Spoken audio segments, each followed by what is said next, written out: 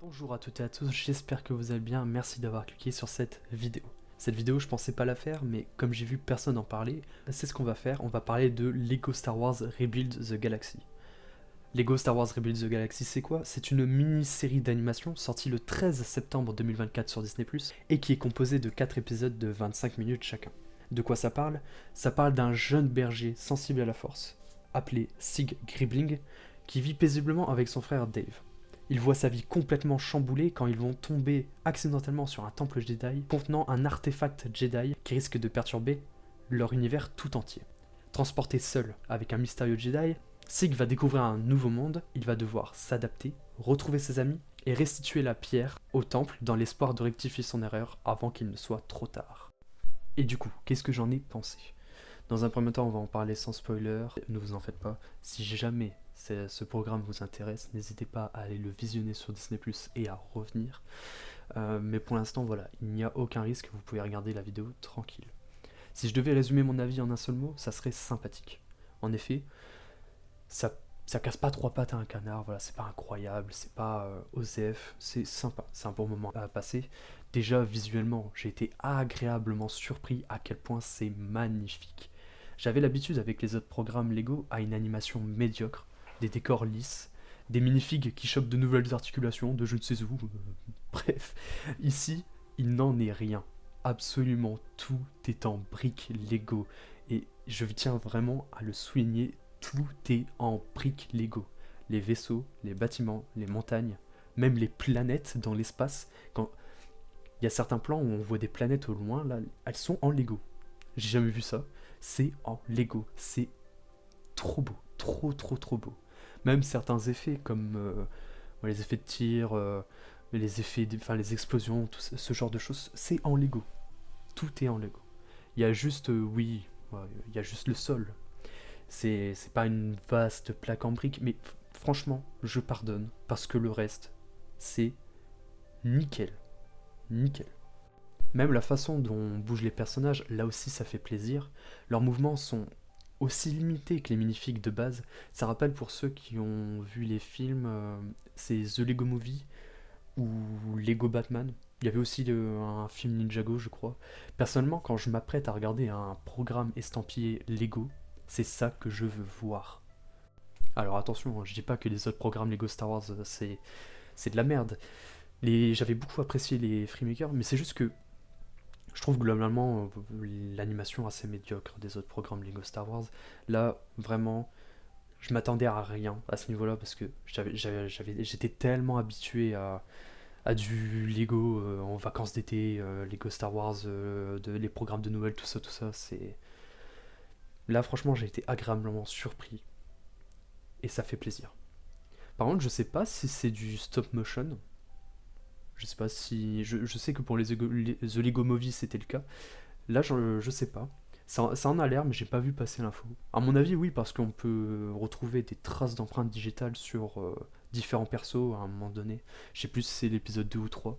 Je pense pas que ça soit de la 3D. Ça m'étonnerait qu'ils aient rajouté des empreintes digitales en post-prod.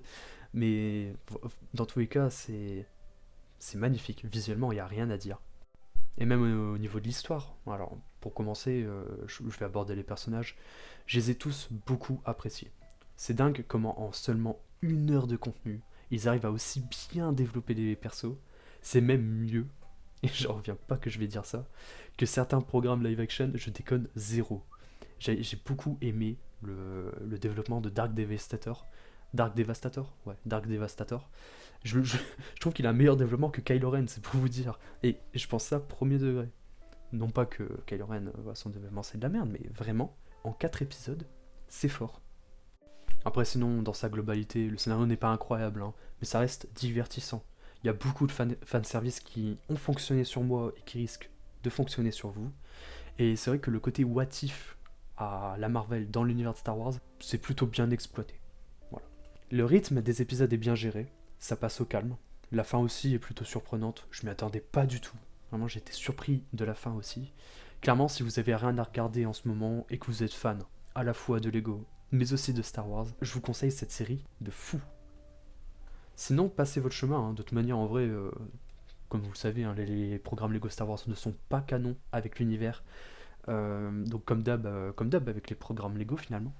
Donc voilà, c'est totalement dispensable, mais j'ai vu personne en parler sur YouTube, alors que c'est vraiment un programme fantastique. J'ai beaucoup aimé Rebuild the Galaxy. Voilà, je voulais lui rendre justice. Pour conclure, du coup, j'ai bien aimé. Voilà, c'est pas incroyable, mais c'est fort sympathique et c'est une belle lettre d'amour à la fois à l'univers principal, ainsi à l'univers des Lego, et ça exploite super bien son concept. Sur ce, merci d'avoir regardé la vidéo. Si vous voulez pas être spoilé, n'hésitez pas à vous abonner et à liker la vidéo si elle vous a plu. Et s'il vous plaît, si vous pouvez me dire un peu dans les commentaires si au niveau du montage, tout ça, le micro, c'est bien, merci d'avance, ça m'aidera pour mes futures vidéos. Sur ce, on va passer sur la partie avec spoiler. Quand je disais que le scénario n'est pas dingue, c'est parce que le scénar n'est qu'une simple course-poursuite à l'artefact, comme on en voit souvent. Typiquement, les protagonistes vont essayer de récupérer cette brique lumineuse afin de le restituer au temple Jedi et ainsi sauver le précédent univers. Les antagonistes, eux, vont essayer de récupérer cette brique pour s'en servir pour remodeler l'univers à leur image. C'est simple, hein, c'est efficace, mais voilà, c'est pas une dinguerie quoi. C'est aussi bourré d'incohérences au niveau des caméos. Franchement, c'est le bordel. On a le mystérieux Jedi là, qui s'avère être un. Je sais pas si vous avez la ref, mais c'est le Jedi Random qui était sorti dans un set Lego, le 7163 il me semble, que la communauté avait affectueusement appelé Bob et qui est devenu très populaire au fil du temps. Je sais pas pourquoi, mais il est devenu populaire. Et voilà, ils ont décidé d'en faire un protagoniste dans cette série. Pourquoi je dis que c'est incohérent? C'est parce que ce Jedi, il vient d'un set Lego de l'attaque des clones, ce qui veut dire qu'il était là pendant la guerre des clones. Et que du coup, il est toujours en vie à l'époque où se passe cette série, qui se situe bien après l'épisode 9. Hein. On le sait parce que Sig raconte l'histoire de la galaxie de l'épisode 1 à 9. Alors oui, c'est vrai, c'est un programme Lego, on s'en fout, hein, mais je trouve ça, franchement, je trouve ça bizarre. Ça m'a un petit peu sorti du truc. On a même aussi la scène de fin de l'épisode 2 où là, c'est là que j'ai compris que ouais, vraiment, on sent pas les couilles de la cohérence. On a Rey de la postlogie, Kit Fisto de la prélogie, on a Nubs de la Haute République. Encore une fois, on est dans un autre univers, oui, c'est pas canon, on s'en fout. Mais voilà, ça m'a un petit peu sorti du truc. Sinon, je le disais dans la partie sans spoiler, hein, mais tous les persos tout au long de la série sont ultra sympathiques. Sig, il a une histoire incroyable. De base, c'est un jeune berger qui a des pouvoirs, qui est sensible à la force. Il connaît l'histoire de la galaxie par cœur. Il va faire une grosse bourde. Il va tout mélanger. Tout le long de la série, il va vouloir restituer l'univers précédent. Et finalement, eh bien, il va se rendre compte que cet univers-là, il est pas si mal et que il a aucun espoir de restituer sa précédente galaxie. Et du coup, il va vouloir protéger celle-là. Et j'ai trouvé ça trop bien. Il a un trop beau développement de personnage. On a aussi le Jedi Bob, qui aussi est plutôt sympathique. Alors on apprend qu'en fait Jedi Bob, il vient d'un autre univers, que l'univers qu'on connaît bien. Et en gros c'est lui qui a, pareil, comme Sig, il a interagi avec l'artefact qui a reboot son univers et qui a tout mélangé. Et pareil, on s'attache à ce personnage. Voilà, il essaye d'entraîner Sig. Il y a une relation maître et apprenti qui est plutôt intéressante. Pour du Lego, hein, encore une fois.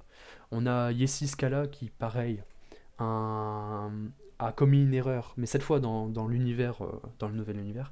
Et voilà, tout au long de cette série, elle va essayer de réparer son erreur. C'est pareil, ce personnage est ultra sympathique. Et Dark Devastator aussi. Meilleur que Kylo Ren, je le rappelle. Hein. Franchement, que des bons personnages. Et aussi pas mal de caméos sympathiques. On a par exemple le général Grievous, Yoda, Dark Vador, bien sûr, Palpatine, qui du coup, les deux là, ils sont maîtres Jedi. C'est plutôt drôle à voir. Hein. Le fanservice est franchement sympathique. En tout cas, ça a bien marché sur moi. Il y a aussi pas mal de cliffhangers liés aux caméos. On a par exemple celui de Han Solo, qui en fait se révèle être un traître et je crois que c'est dans le dernier ou l'avant-dernier épisode et franchement ça m'a bien surpris. Il y a aussi la fin. Parlons de la fin un petit peu. La- Finalement, voilà, les personnes n'arrivent pas à restituer l'univers et du coup qui vont, voilà, c'est un univers qui va rester quoi. Je sais pas s'ils vont faire une suite à cette série ou si ça c'est vraiment la fin, mais franchement, une trop bonne fin. Je m'attendais pas à ce qu'il reste, à ce que cet univers survive. Moi, je pensais sincèrement que, voilà, on aurait eu une fin classique, tout est bien qui finit bien, l'univers précédent a été restitué et tout le tralala. Mais non, mais non, les protagonistes, en tout cas Sig a perdu, et finalement il s'accommode à sa nouvelle vie, et finalement il décide de rester et d'accepter de vivre dans cet univers. Franchement, je m'y attendais pas. En conclusion, c'est une série franchement sympathique, avec une bonne animation, de bons persos, un scénario et des caméos, des fois ça fonctionne, des fois c'est incohérent, des fois c'est trop simple, mais globalement j'ai passé un super moment devant cette série.